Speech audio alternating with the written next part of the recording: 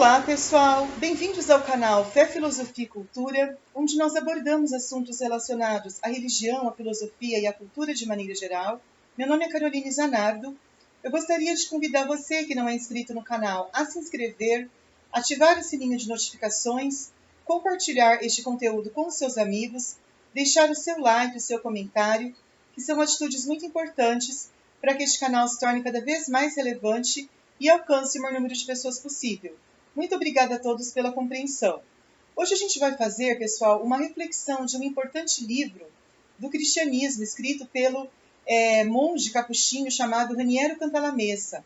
Ele é realmente uma pessoa muito influente no cristianismo, que escreveu várias obras, entre elas a que nós vamos discorrer hoje, e nós já discorremos em outro vídeo sobre uma obra chamada Apaixonados por Cristo, escrito pelo Raniero Cantalamessa. Então, como eu falei, um escritor muito famoso da cristandade. Hoje a gente vai falar sobre esta obra que ele escreveu, que é Virgindade.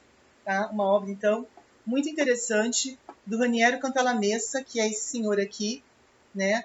Um capuchinho, então, muito interessante da Igreja Católica. O que ele vai falar nessa obra Virgindade? Virgindade, às vezes a gente tem uma ligação de virgindade com uma questão física. A virgindade é aquela pessoa, segundo a medicina, que não teve relações sexuais. É a pessoa virgem. Mas não é desse tipo de virgindade que nós estamos falando. Uma virgindade física, daquela pessoa que não teve relações sexuais com alguém. Nós estamos falando de uma virgindade que seria como uma vocação. Seria uma condição de vida, um chamado. Assim como a pessoa pode ser chamada à vida matrimonial, assim como a pessoa pode ser chamada à vocação religiosa, a virgindade seria aqui uma vocação, seria um chamado para que a pessoa viva na sua vida. E como vocação, ela vai aprender a ser virgem exteriormente e interiormente. Porque a virgindade não é só a virgindade física, como eu falei, é uma virgindade física e interior. É aquela pessoa que cultiva bons sentimentos internos, é uma pessoa que ela consegue ser pura física e espiritualmente, porque ela vive uma vida de oração, de contemplação, de mortificação, ela vive uma vida consagrada a Deus.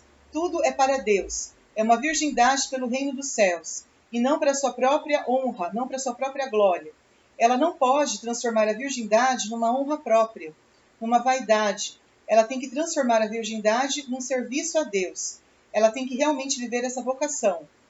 E quando ela vive essa vocação, ela vai aprender a ser uma pessoa mais próxima de Deus, mais íntima de Deus. E por isso ela vai fazer bem ao próximo.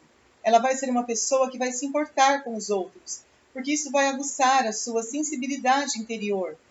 Ela vai aprender a viver para os outros. Ela não vive mais para si mesma. Ela vive aquele desprendimento que a Bíblia tanto pede das pessoas. Que ela não viva para si, mas que ela viva para amar o próximo, ajudar os pobres. Que ela viva uma vida desprendida de si mesma.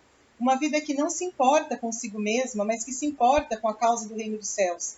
Porque esse é o grande chamado da virgindade, uma causa pelo reino dos céus, onde não é ela que vai se dar bem, é Deus que vai ser glorificado e honrado através desse voto que ela fez de consagrar totalmente a Deus. Esse é o grande objetivo da virgindade que nós estamos comentando, então, nesse nosso livro, nessa nossa reflexão sobre o livro do Raniero Cantalamessa.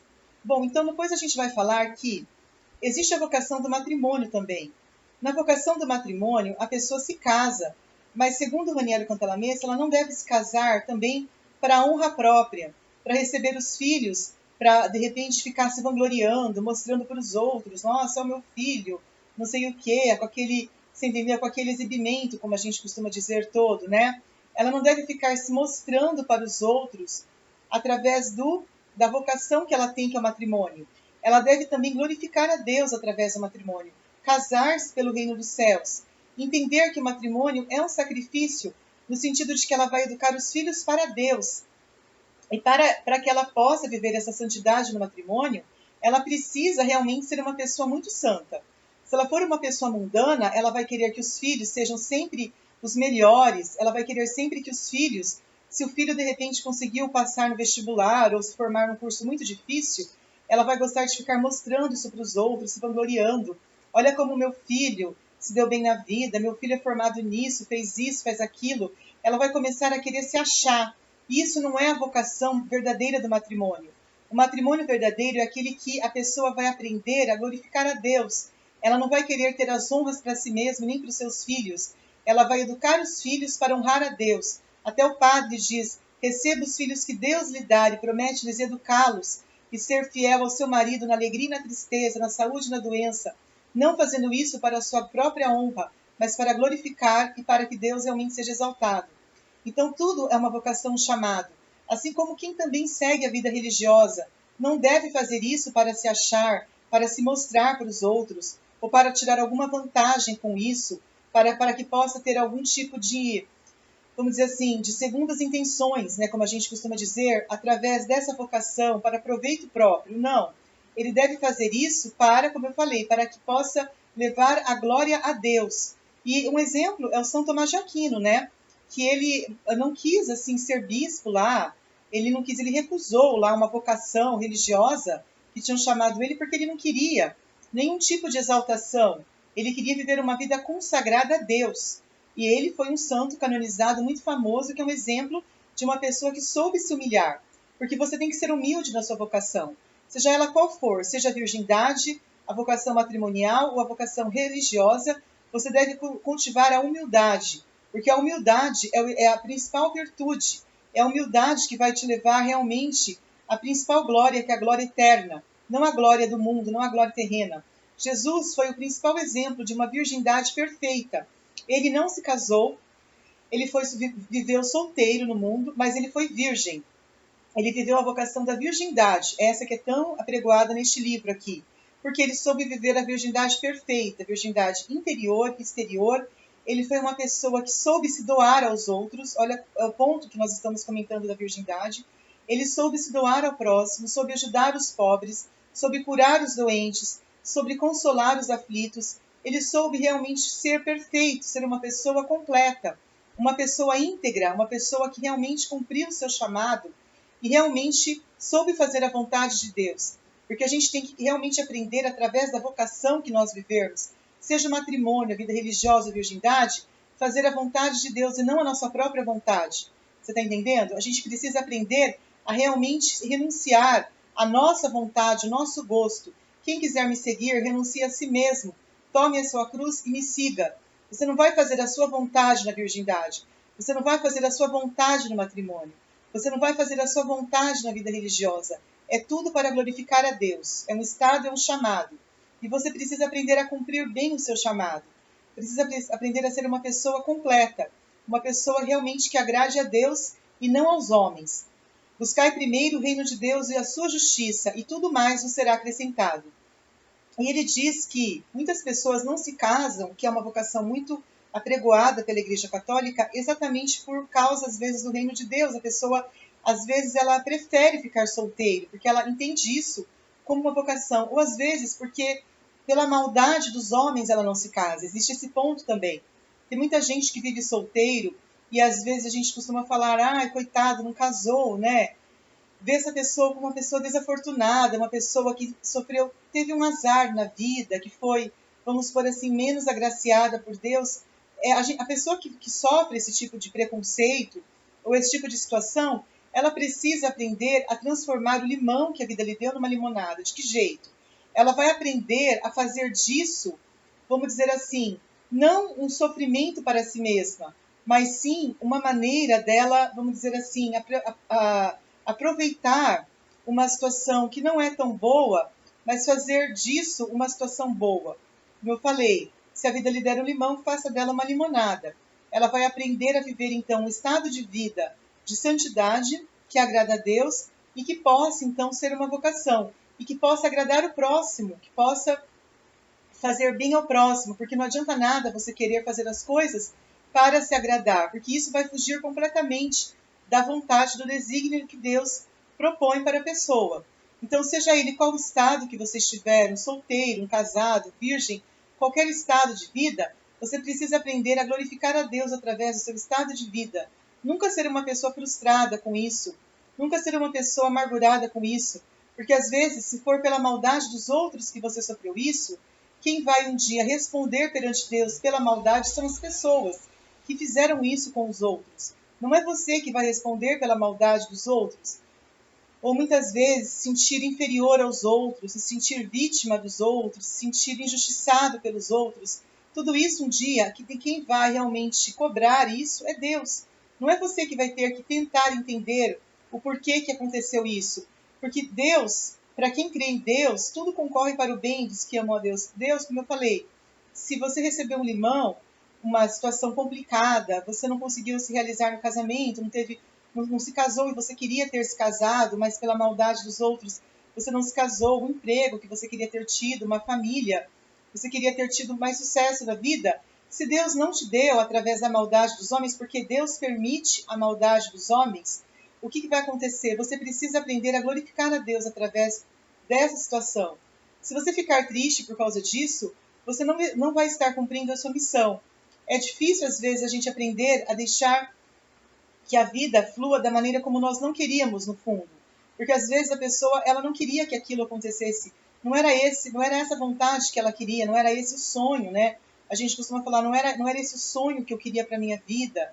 Eu gostaria de ter tido outra coisa para a minha vida, que a minha vida se realizasse de outra maneira, né? Que a minha vida tivesse, vamos dizer assim, uma outra sina, uma outra sorte. A minha vida tomou esse rumo. Mas se a vida tomou um rumo que você não queria, você não pode ficar frustrado com isso. Não é essa a vontade de Deus. Você precisa entregar a Deus essa situação, pedir para que Ele te dê forças para que você seja santo, pedir a graça para que Ele dê sentido para a sua vida, porque um dia Ele vai justificar toda essa situação através do julgamento que Ele vai fazer. Ele vai julgar todas as pessoas e todas as suas atitudes. Então nada vai ficar encoberto. Se você foi injustiçado pelos homens, um dia isso será revelado, porque nada do que é oculto permanecerá oculto. Tudo que está muitas vezes escondido um dia será revelado. Então você não precisa ficar triste por causa disso. Você precisa pedir o Espírito Santo para que ele possa dar sentido para a sua vida, te dar a graça, iluminar a sua vida para que você possa permanecer fiel e feliz, mesmo diante das intempéries da vida, mesmo diante da falta de realização pessoal, em todos os aspectos. Você precisa aprender a entregar isso a Deus e pedir forças para que Ele possa te ajudar. A virgem, como eu falei, a pessoa que casou, a pessoa solteira, ela precisa sempre pedir para que Deus ilumine a vida dela, para que o Espírito Santo possa iluminar e Ele possa fazer com que a vida dela tenha sentido. Como eu disse, a vida dela está sem sentido, está uma vida sem graça. Quem vai dar a graça para ela é o Espírito Santo. É somente Deus que vai iluminar a vida dela. Então, a pessoa que é realmente cristã, ela precisa aprender a entender que nada acontece por acaso. Tudo concorre para o bem dos que amam a Deus. Tudo, tudo. A perda de um emprego, você não se casar, tudo para quem crê em Deus vai favorecê-lo, nunca vai prejudicá-lo. E quando a gente tem fé, a gente acredita que Deus é mais, que Deus é supremo, que Deus é soberano, a gente não vai ficar frustrado, como eu falei, diante disso. A gente vai ficar feliz diante dessa situação, a gente não vai ficar amargurado. Ai, por que será que isso não aconteceu comigo? Por que será que eu não fui afortunado? Por que será que a minha vida é assim? Não, você não vai ficar questionando tudo isso. Você vai simplesmente aprender a ser resiliente, a ser resignado em Deus, para que Ele possa dar sentido para a sua vida, para que Ele possa, assim como diz aquela música, Minha Vida Tem Sentido, fazer com que a sua vida não seja uma vida sem graça, uma vida insossa, uma vida muitas vezes sem propósito, sem objetivo. Não, Deus vai dar objetivo, propósito. Ele é que sabe o que é melhor para você. É só você confiar nele. É só você depositar a sua confiança nele, que é tudo para você, que é o Senhor e autor de toda a vida. Ele é que pode realmente fazer com que a sua vida valha a pena, com que a sua vida, ao final de tudo, ela realmente, você possa dizer, viver vale a pena, como diz uma frase muito famosa, né? Viver vale a pena. Tudo vale a pena quando a alma não é pequena. Tudo vale a pena para quem ama a Deus, para os que esperam no Senhor. Nada é perdido, nada é por acaso, nada é sem valor. Para quem crê em Deus, tudo vale a pena, tudo é bom, tudo é perfeito, porque Deus é perfeito. Deus é o nosso Pai e nós precisamos confiar sempre nele, num Pai que nos ama e não nas coisas do mundo. A gente não pode confiar nos homens. Maldito o homem que confia no outro homem, né? Já diz a passagem da Bíblia, lá em Isaías. Se você for confiar nas pessoas, você realmente não vai se realizar. A sua vida não vai ser uma vida plena. Por quê? Porque o homem não pode realizar o ser humano. Quem pode realizar o ser humano é Deus. O homem, ele só vai fazer com que você fique cada vez mais triste. Infelizmente, é duro ouvir isso. Mas o homem só vai fazer a pessoa ficar cada vez mais triste. Ele não vai fazer com que ela tenha uma motivação interior, entendeu? Ele vai fazer com que a pessoa, ela não se... O homem, ele está torcendo, na verdade, para que aquela pessoa que está triste, ela fique cada vez mais triste. Olha que estranho. Como que uma pessoa pode torcer, né? Vamos dizer assim, para que o outro se dê mal. Mas infelizmente isso existe. Infelizmente. Agora você pode dizer isso. Acontece que existe a maldade. Nós não podemos realmente fazer vistas grossas, acharmos que não existe a maldade, que não existe a perversidade. Existe, infelizmente. Então, existe sim.